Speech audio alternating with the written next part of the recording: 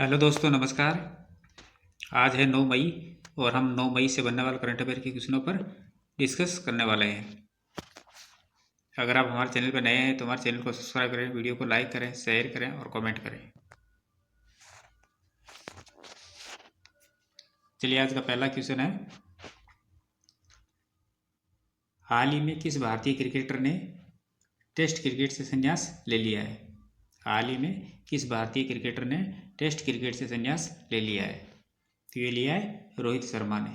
किसने लिया है? रोहित शर्मा ने। टीम इंडिया के कप्तान रोहित शर्मा ने इंग्लैंड के खिलाफ 5 मैचों की सीरीज के लिए टीम का सिलेक्शन होने से पहले टेस्ट कैरियर को अलविदा कह दिया है। रोहित शर्मा टेस्ट फॉर्मेट में भारत के सबसे सफल बल्लेबाज हैं, जिन्होंने 67 टेस्ट मुकाबलों में 12 शतक और 18 अर्धशतकों की मदद से 40.57 के औसत से 4,301 रन बनाए हैं। नेक्स्ट क्वेश्चन है, हाल ही में केंद्र सरकार ने सीबीआई के निदेशक प्रवीण सूद का कार्यकाल कितने साल के लिए बढ़ाया है? हाल ही में केंद्र सरकार ने सीबीआई के निदेशक प्रवीण सूद का कार्यकाल कितने साल के लिए बढ़ाया है? तो ये बढ़ा 1 साल के लिए बढ़ाया है। कितने साल के लिए? 1 साल के लिए।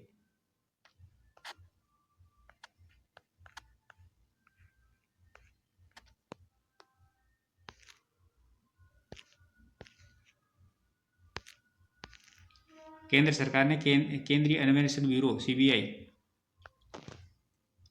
के निदेशक प्रवीण सूद का कार्यकाल 24 मई 2025 से 1 साल के लिए बढ़ा दिया गया है। वही कैबिनेट की नियुक्ति समिति ने प्रवीण सूद के कार्यकाल को 1 साल के लिए बढ़ाने की मंजूरी दी थी और प्रवीण सूद कर्नाटक कैडर के आईपीएस अधिकारी और उन्हें 25 मई 2025 को सेवानिवृत्त होना था।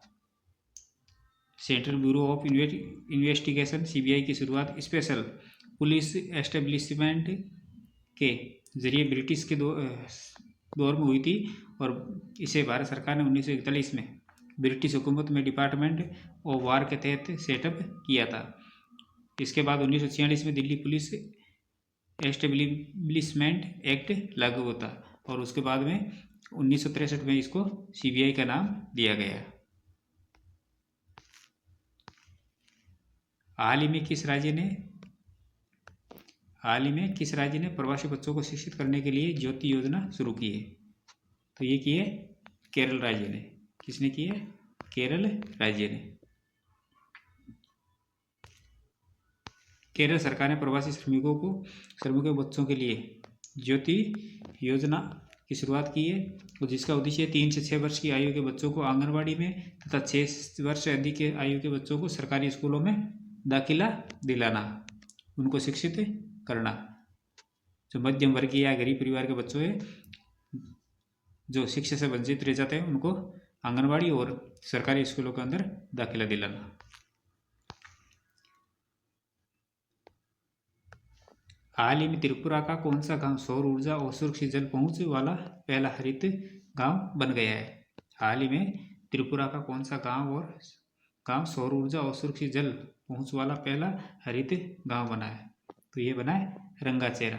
त्रिपुरा का रंगाचेरा गांव है जो सौर ऊर्जा और सुरक्षित जल वाला पहला हरित गांव बन गया है।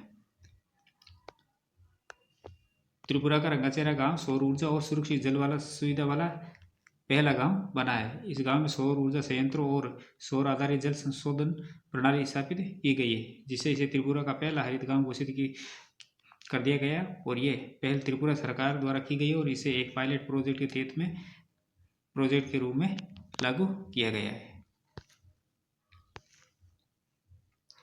नेक्स्ट क्वेश्चन है, हाल ही में जारी मानव विकास सूचकांक 2025 में भारत को कौन सा स्थान दिया गया है? तो भारत को कौन सा स्थान दिया गया है? 130वां। कौन सा दिया गया है? 130वां।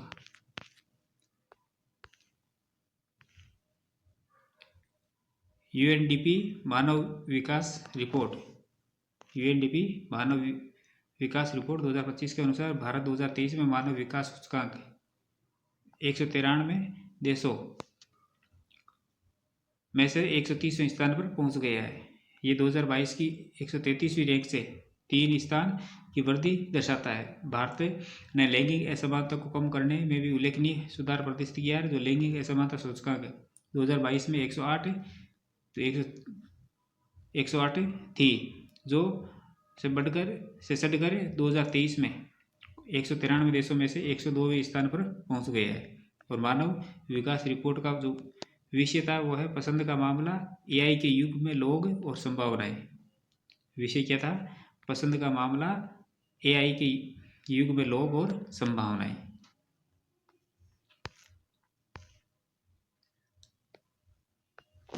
हाल ही में किस बैंक ने कार्यबल को सशक्त बनाने के लिए सबसे बड़ी स्टाफ सहभागिता पहल शुरू की है? तो ये की है एसबीआई बैंक ने। किसने की है? एसबीआई बैंक ने। भारतीय स्टेट बैंक ने, जो भारत का सबसे बड़ा सार्वजनिक क्षेत्र का बैंक है, ने अपने कर्मचारियों के भविष्य के लिए तैयार करने और प्रदर्शन, गौरव एवं उत्पादकता को बढ़ाने के उद्देश्य से एक व्यापक कर्मचारी संलग्नता और कौशल विकास पहल शुरू की है। इस पहल को नेक्स्ट लीफ और सुपर एसबीआई ग्रिड द ग्रिटर, इस पहल को क्या नाम दिया गया है? नेक्स्ट लीफ और सुपर एसबीआई ग्रिड टू ग्रिटर नाम दिया गया है।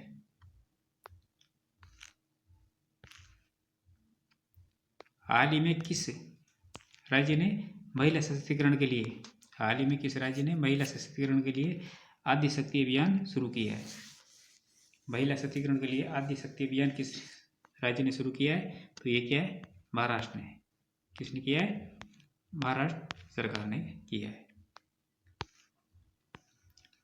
महाराष्ट्र मंत्रिमंडल ने जमीनी स्तर पर महिला सशक्तिकरण को मजबूत करने के लिए आदि शक्ति अभियान शुरू करने को मंजूरी दे दी। और ये घोषणा अहिल्याबाई होलकर की 300वीं जयंती के उपलक्ष्य में उनके जन्म स्थान चौड़ीसी में आयोजित एक विशेष कैबिनेट बैठक के दौरान की गई है।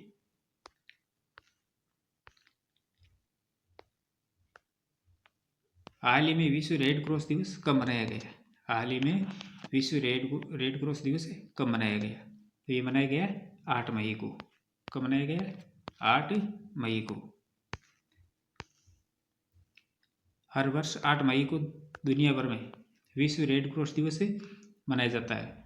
ये दिन मानवता, करुणा और सेवा की भावना को समर्पित है। विश्व रेड क्रॉस दिवस, रेड क्रिसेंट दिवस 2025 की आधिकारिक थीम मानवता को जीवित रखना। क्या है इसकी थीम? क्या है? मानवता को जीवित रखना, कीपिंग ह्यूमैनिटी अलाइव।